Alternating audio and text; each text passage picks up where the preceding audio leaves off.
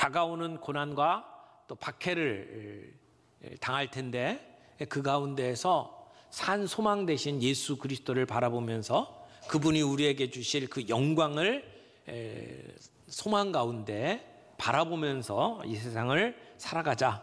특별히 베드로는 우리를 순례자라고 표현을 했어요. 하늘 본향을 향해서 걸어가는 순례자.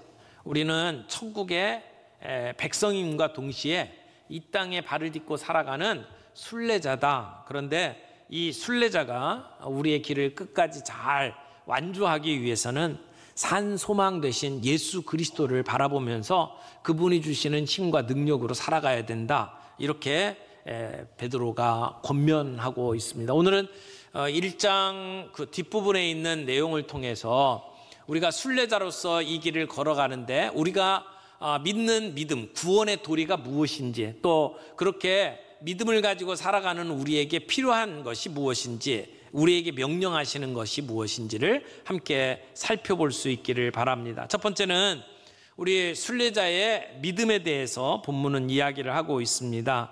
우리는 예수 그리스도로 말미암아 구원받은 하나님의 사람들입니다. 우리는 종교 의식에 참여함으로 살아가는 사람들이 아니에요. 우리가 교회에서 직분을 받았기 때문에 순례길을 시작한 사람들이 아닙니다. 예수 그리스도를 믿기에 이 순례의 길을 시작한 사람들입니다. 그런데 우리의 삶이 어떻게 시작되었는지 그 구원의 도리에 대해서 지금 베드로가 이야기를 하고 있습니다. 우리 본문 18절 말씀을 우리 같이 잠깐 읽도록 하겠습니다. 18절입니다. 다 같이 읽겠습니다. 너희가 알거니와 너희 조상이 물려준 헛된 행실에서 대속함을 받은 것은 은이나 금같이 없어질 것으로 된 것이 아니요. 여기 베드로가 우리가 받은 구원의 중요한 도리를 가르쳐 주는데, 우리가 조금 살펴봐야 될 것이, 여기에 보니까 조상이 물려준 헛된 행실에서 대속함을 받았다, 이렇게 얘기를 해요. 그러면 조상이 물려준 헛된 행실이 무엇인지, 그리고 여기서 대속을 받았다고 그랬는데 대속함이라는 게 무엇인지 우리가 좀 살펴보아야 합니다. 이 베드로가 편지를 쓸 때에 초대교회 안에 두 가지 아주 안 좋은 잘못된 가르침이 있었습니다. 그 중에 하나가 율법주의, 그리고 또 하나가 영지주의였어요. 율법주의, 영지주의. 율법주의는 유대교로부터 시작해서 이 바리새인들이 가르쳐왔던 거기에 매여 있는 사람들. 그러니까 우리가 예수 믿고 구원을 얻지만 우리는 율법을 지켜야 된다라고 생각하면서 율법을 지키는데 모든 관심을 기울이는 사람들, 이게 율법주의죠. 원래 하나님께서 우리에게 율법을 주실 때는 율법을 통해서 우리를 살리기 위해서였습니다. 우리에게 자유를 주시기 위해서. 그러나 이 율법을 잘못 사용하게 되면 율법이 우리를 얽어매는 굴레가 되죠. 바리새인들이 그랬어요. 우리가 하나님의 자녀로 이렇게 살아야 된다, 하나님의 선택받은 민족으로 우리는 이렇게 살아야 된다, 그러면서 굉장히 무거운 짐들을 율법으로 요구를 했죠. 그러면서 자기들은 나는 너희들과 같지 않다, 나는 그래도 율법을 지킨다, 나는 세리와 같지 않다, 이런 쓸데없는 자부심에 가득 사로잡혀서 사람들에게 무거운 짐을 맡기는, 지우는 그러한 삶을 살았잖아요. 그것이 율법주의입니다. 근데 예수 믿는 사람 가운데에도 종종 이 율법주의에 빠져가지고, 그래서 우리가 거룩하고 선한 삶을 살아야 하나님의 사랑을 받는다, 이렇게 강조를 하면서 사람들을 몰아가요. 이 율법주의에 빠지게 되면 사람들이 열심을 낼 수는 있어요. 그러나 우리가 열심을 내고 우리가 선한 삶을 살려고 해도 사실은 불가능한 게 우리의 모습이잖아요. 주님이 원하시는 그 기준에 비춰볼 때 우리는 그렇게 살 수가 없는 존재예요. 그래서 나중에 율법주의에 빠져서 살려고 하다가 애를 쓰다가 안 되는 것을 경험한 사람들은 반율법주의로 빠져요. 율법주의에다가 아예 거꾸로 가서 반율법주의 또는 율법 폐기론자가 되는 거죠. 율법 필요 없다는 거죠. 그런 오류에 빠져 있는 사람들이 믿음 안에 설 수 있도록 베드로는 구원의 참 지식을 오늘 본문에서 이야기를 해요. 너희가 알거니와 너희 조상이 물려준 헛된 행실에서 대속함을 받았다. 대속이라는 말이 무슨 말일까요? 성경에 대속이라고 하는 말이 비슷한 말들이 여러 개 있어요. 대속, 구속, 속량, 죄사함. 거의 비슷한 말들이에요. 약간씩 강조점이 다르긴 하지만 오늘 우리가 함께 그 찬양할 때에도 죄사함이라는 부분을 얘기를 했죠. 그래서 우리의 그 구원받은 것 죄사함이 은이나 금으로 된 것이 아니라 예수 그리스도의 보혈로 말미암은 것이다. 그러면서 우리가 찬양을 했잖아요. 지금 이 본문이 우리에게 가르쳐주는 내용이 바로 그런 내용이에요. 그러면 대속이라고 하는 말이 무슨 말입니까? 대신 그 죄의 대가를 치러주었다. 그런 말이잖아요. 속량도 마찬가지예요. 값을 주고 우리를 구했다. 그런 말이잖아요. 그러니까 이 대속이라고 하는 말은 노예 시장에 들어가서 그 노예를 값을 주고 사는 거예요. 사는 것으로 끝난 게 아니라 그 사서 새로운 주인이 된 사람이 그를 풀어주는 거예요. 너는 이제 자유다. 이제 그것을 대속이라고 이야기를 합니다. 근데 우리 예수님께서 우리를 그렇게 값을 주고 사셔서 우리에게 자유를 주셨다라고 하는 것이죠. 어디로부터? 우리 조상들이 물려준 잘못된 헛된 행실에서부터, 망령된 행실로부터 우리를 그렇게 사셨다. 그 얘기는 우리는 그런 죄의 노예가 되었다는 거죠. 우리는 원래 죄의 노예였습니다. 그래서 구약시대에는 우리의 죄를 사하기 위해서 짐승을 잡았어요. 양을 잡고 소를 잡아서 그 피를 가지고 하나님 앞에 나아갔습니다. 그러나 그 피는 잠시 효과가 있어요. 죄를 지을 때마다 우리는 다시 제사를 드려야 했습니다. 그래서 하나님께서는 우리에게 한 번에 영원한 효과를 갖는 제사를 하게 만드셨죠. 그것이 예수님의 피를 가지고 드리는 제사. 그래서 예수님께서 우리를 위해서 죽게 되십니다. 6월절 어린 양이라고 하는 표현을 쓰죠. 오늘 본문에서도 예수님을 어린 양의 피라고 이야기를 하는데, 그럼 어린 양은 무엇을 얘기합니까? 이스라엘 백성들이 애굽에서 탈출을 할 때에 모세가 백성들에게 이야기하죠. 가정마다 어린 양을 잡아라. 그리고 그 피를 문설주에 발라라. 그러면 죽음의 천사가 애굽 사람들 그 장자들을 다 죽이면서 갈 때에 이 이스라엘 백성들은 안전하게 되죠. 그래서 그 잡은 양의 피로 말미암아 구원을 얻게 되는 것을 이야기를 해요. 근데 예수님이 바로 그 어린 양이라고 이야기를 합니다. 요한복음 1장 29절에 보면 요한이 예수님을 그렇게 소개해요. 이튿날 요한이 예수께서 자기에게 나오심을 보고 이르되 보라, 세상 죄를 지고 가는 하나님의 어린 양이로다. 하나님의 어린 양이라고 이야기를 합니다. 우리를 구원하신, 우리의 죄를 대속하시는 방법이 어린 양 되시는 예수님의 피로 우리를 구원하셨다는 것입니다. 아가페의 사랑으로 나아가야 된다. 이 아가페 사랑을 추구해야 된다. 베드로가 그렇게 이야기를 하는 겁니다. 여러분, 우리가 핍박을 받는 힘들고 어려운 삶을 살아갑니다. 그러나 그런 삶 속에서도 우리는 산 소망 대신 예수 그리스도를 바라보면서 살아가야 된다라고 지금 베드로가 이야기하면서 부탁하는 게 있어요. 성도들끼리 뜨겁게 사랑하면서 이 순례길을 걸어가라 라고 말씀을 하는 거죠. 근데 이 사랑을 얘기하면서 사랑을 표현하는 말이 몇 가지가 나와요. 첫 번째는 앞에 거짓이 없이 형제를 사랑하게 되었다고 얘기했죠. 거짓이 없는 사랑. 여러분, 거짓이 없는 사랑은 어떤 사랑일까요? 위선이 없는 사랑. 여기 이 거짓이라고 하는 표현은 옛날 로마 시대에 연극 배우들이 사용했던 그 가면을 표현하는 말이에요.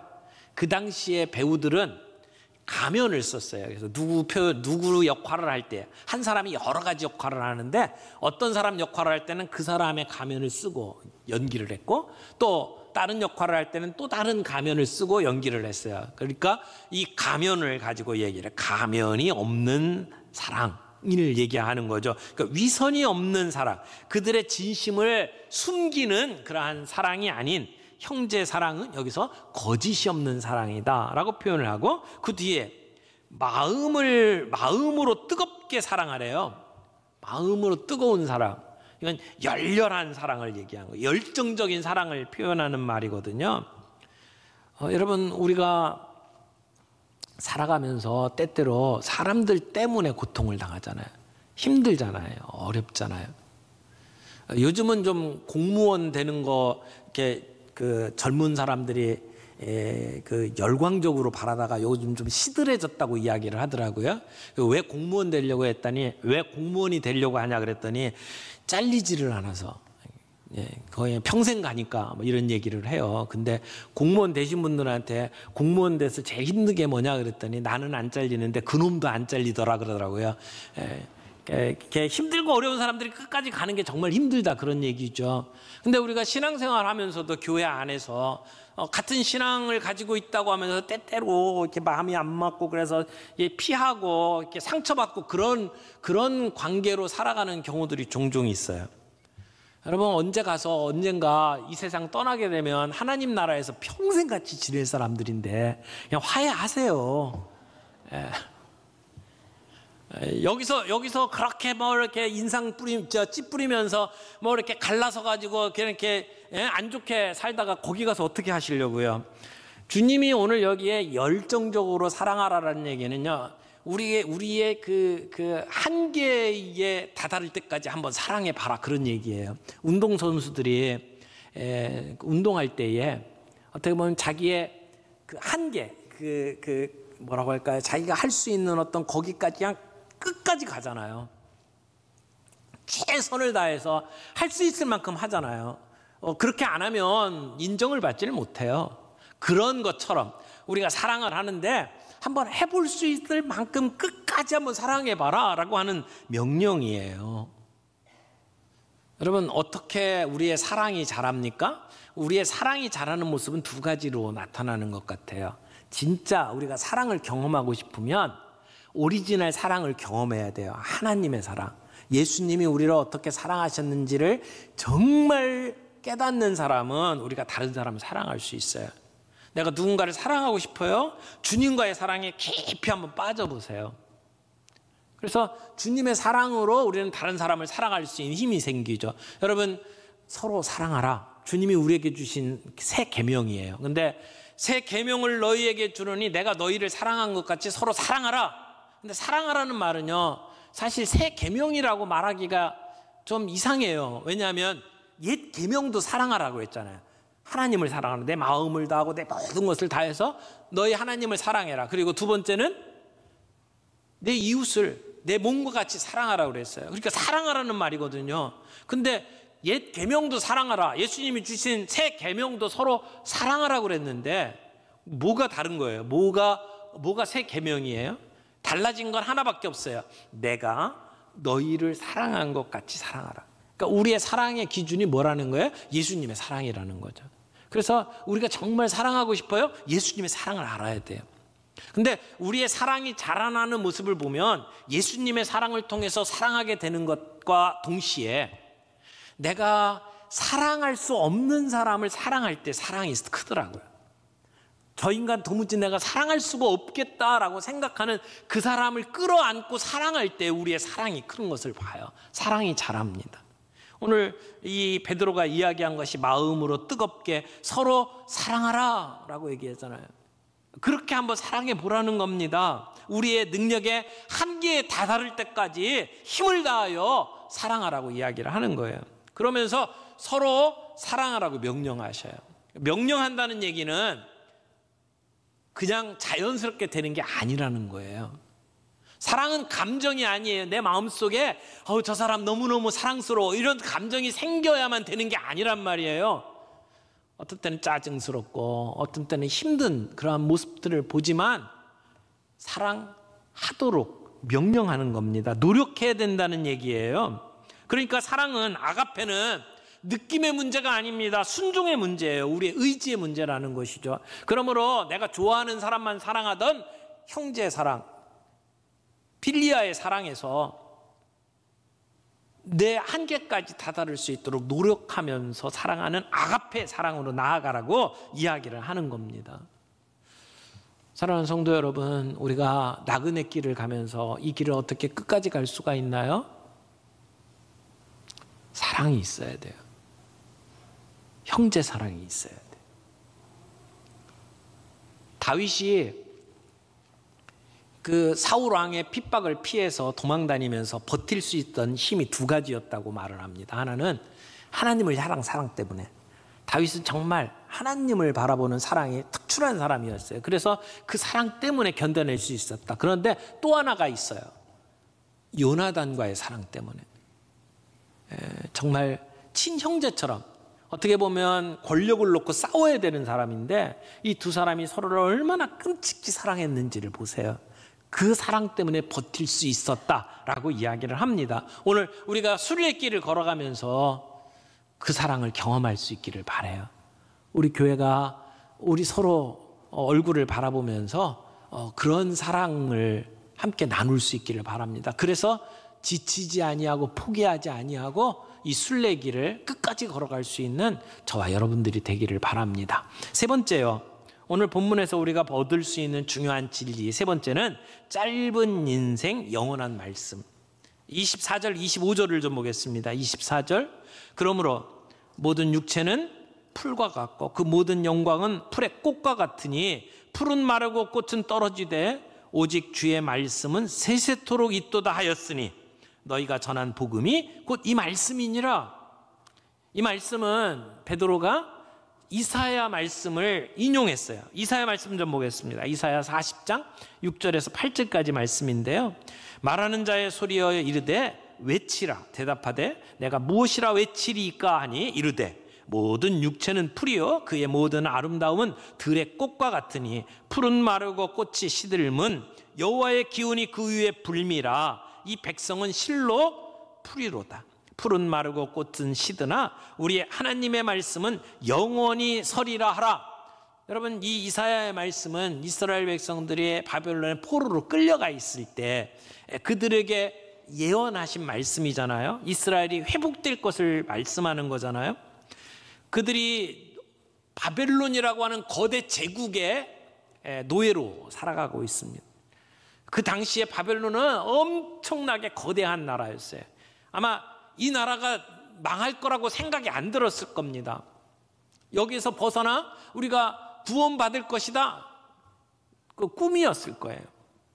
그런데 이사야가 뭐라고 노래합니까? 그 거대한 제국도 사라질 거다. 우리의 인생은 풀과 같다. 그러나 영원한 게 있다. 하나님의 약속이다. 그렇게 얘기를 하는 거예요.